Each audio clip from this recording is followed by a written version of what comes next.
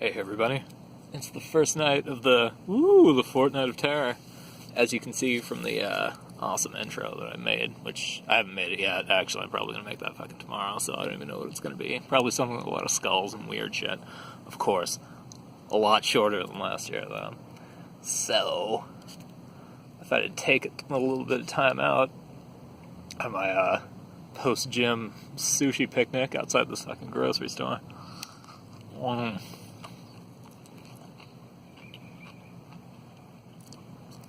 That's nice. To tell you guys about the first, that's spooky. It's a spooky night. Super cloudy, full moon out. Fucking weird sounds in the forest right over there. So it's the perfect time to talk about fucked up German horror movies. And so that's what I'm going to do. This is what I'm going to do for you. Alright. So yesterday, I saw this film called... It was called German Angst, right? It's an anthology film of, like, just kind of, by kind of, like, extreme German, like, directors of horror and other stuff.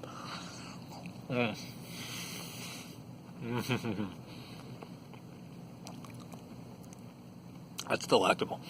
But, yeah, it's an anthology film of, like, just kind of extreme German horror directors. None of which I've heard of, other than a guy called Jörg Butterkite, he directed the first, like, vignette in this thing, which is fucked up beyond belief. And he's the only director in this that I've heard of. Anything else? There's another guy called Michael, like, Krakowski, or something like that, who directed, his is pretty cool as well. And there's another guy in there whose name I can't fucking remember it. I'm recording this on my phone, so I can't really, like, look it up on IMDb, and I totally forgot. I should have taken notes, but you know me. Woo. Anyway, Jörg Butterkite, he's known for Necromantic 1 and 2. I've only seen the first one of those. Fucking horrifying. That movie is insane. And he also, the only other thing I've seen by him is he directed an episode of Lex, which is my favorite TV show ever. It's pretty much Twin Peaks and then Lex. And then it's a toss-up for third, I don't know, Miami Vice, probably. But, yeah, man. So, without further ado, let me get into the shit. Jörg Butterkite's thing is... It's like some, like, 14-year-old girl who wakes up and she's fucking really into guinea pigs. And, she has all this monologue about guinea pigs and all the various, like, health problems that they have. And she, like, goes around her house and eats cereal and does a whole bunch of stuff, and then she cuts some guy's dick off with kitchen shears. Kind of comes out of nowhere. It's super awesome, though. No real reasoning as to why all this shit's going on. You know, the dick chopping. Like, at first, I thought it was her dad, and her dad was, like, fucking with her and, like, doing, like, sex stuff to her, so she was killing him. Like, she was, like, getting revenge or something. But the more it went on, like, the narrative is just super fragmented, so the more I thought about it, like, the more I just kind of came to realize that it's just some crazy girl who's fucking murdering some guy, because it shows, like, all this weird, like, 8mm footage of this dude, like, smoking by a window and, like, looking at his hands and shit, but there's not really a whole lot of exposition going on at all, so it's kind of left up to you if, like, she's getting revenge against, like, a pedo, or, like, she's just fucking, like, insane and she kills people.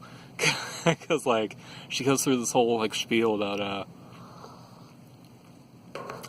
fucking, like, guinea pig diseases and guinea pig castration and, like, you know, guinea pigs, like, losing their toes and shit like that. And, like, she, cuts this guy's dick off, and then later she, saws his head off fucking, with, like, an electric kitchen knife.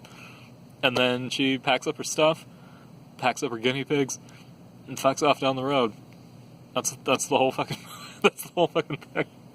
No real, feels very splatterpunk to me. Like, everything in this movie is, what I'd consider, like, classic, like, early cycle, like, splatterpunk. There's, like, a lot of violence, a lot of, like, really gruesome violence, not too much plot, you know, it's just kind of, like, you're just kind of there to, like, experience all the fucking bad shit that's going on. So that's that one. Very cool.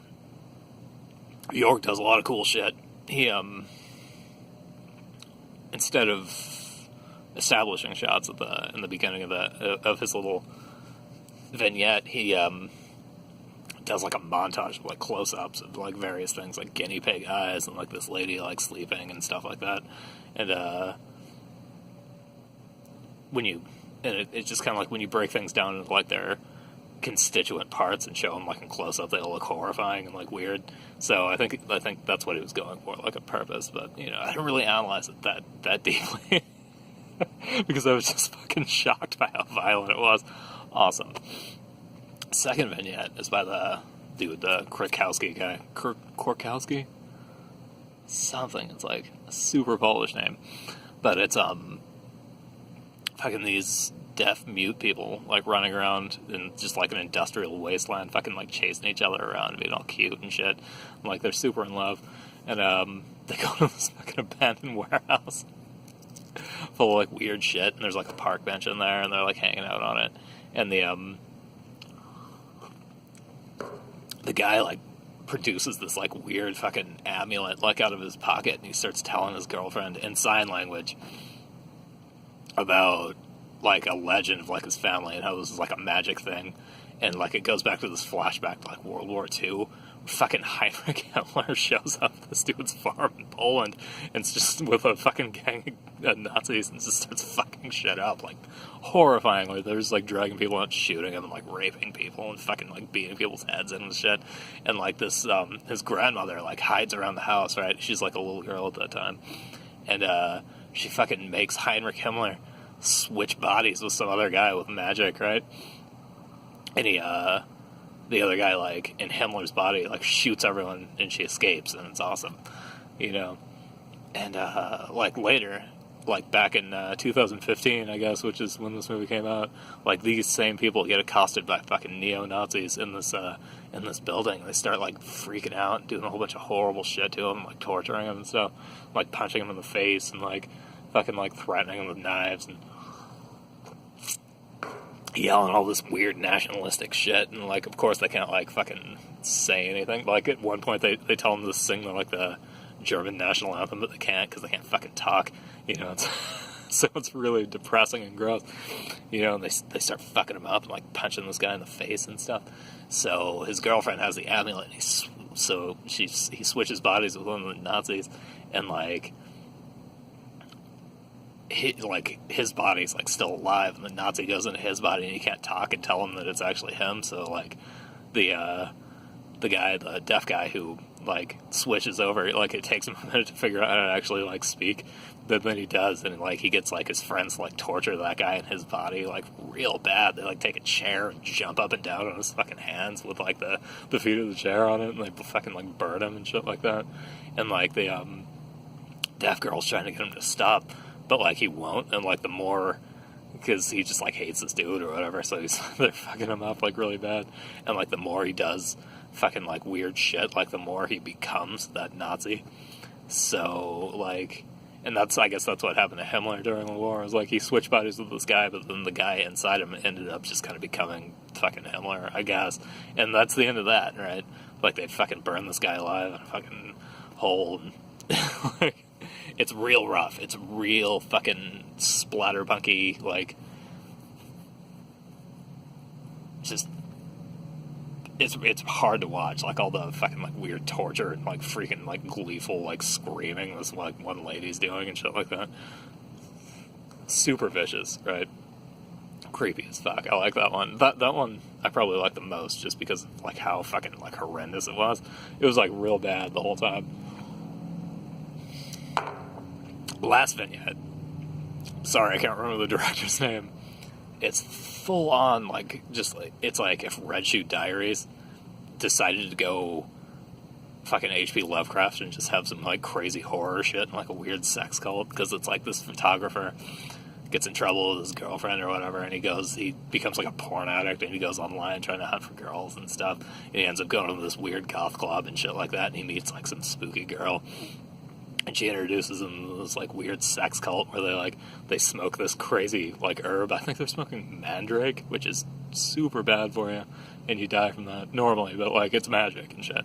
So, and they have, like, these crazy fucking sexual experiences, like, strapped down to this gurney and stuff, and he gets all fucking obsessed with it, and, like, later, like, he's telling this whole story to his girlfriend, who's hot as shit. She's, like, got super short hair, and she's super fucking sexy. But anyway, he's talking to this, he's telling this whole story to his girlfriend, who he's, like, getting back together with and shit, about this girl he's, like, obsessed with now, and, and she's part of this weird cult and stuff, and, like, at the end, his girlfriend's, he's trying to go there, and his girlfriend's like, nah, you don't have to go there, I'll do all the crazy sex stuff you want. So they start fucking, and, like, her body splits open, and it becomes this crazy plant with a fucking, like, a weird, like, leech mouth, and it's, like, fucking, like, biting him, and, like, at the final scene, he's just, like, freaking out, like, in the, like, in that goth club, like, bathed in, like, green light, and, like, fucking, like, shooting his head all around, being crazy. It's awesome. It's a good one. Probably the second weakest of the three, like, just because of its, like, full force Red Shoe Diaries, because it totally is, like, real bad, man.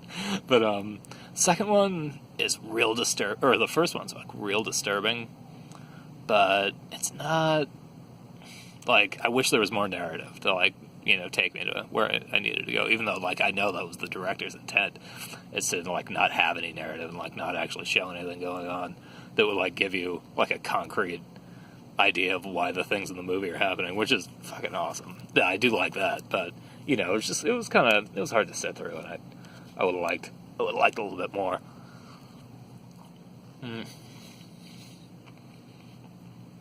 But honestly, for a horror anthology, which I normally don't like, I'm just not a big fan of that whole conceit. It's so hard to get right, you know what I mean?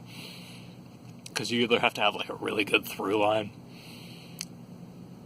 like, say, like, a Grim Prairie Tales, or, like, a Tales from the Crypt, or not Tales from the Crypt, Creep Show, or whatever, you know, or you, or that one movie, that one, like, weird Italian movie about Edgar Allan Poe stories.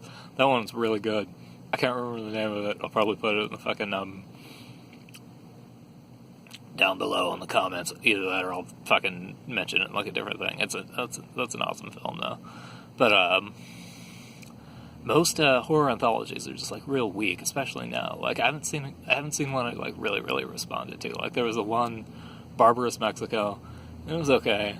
And I saw Southbound, and it was real disappointing. Like, there was only one or two vignettes in that movie I really liked, but this one keeps it tight, because there's not, the only through line is everything happens in Berlin, and it's all kind of related to sex or love in some way, but there's no, like, overarching story, which is kind of cool, you know.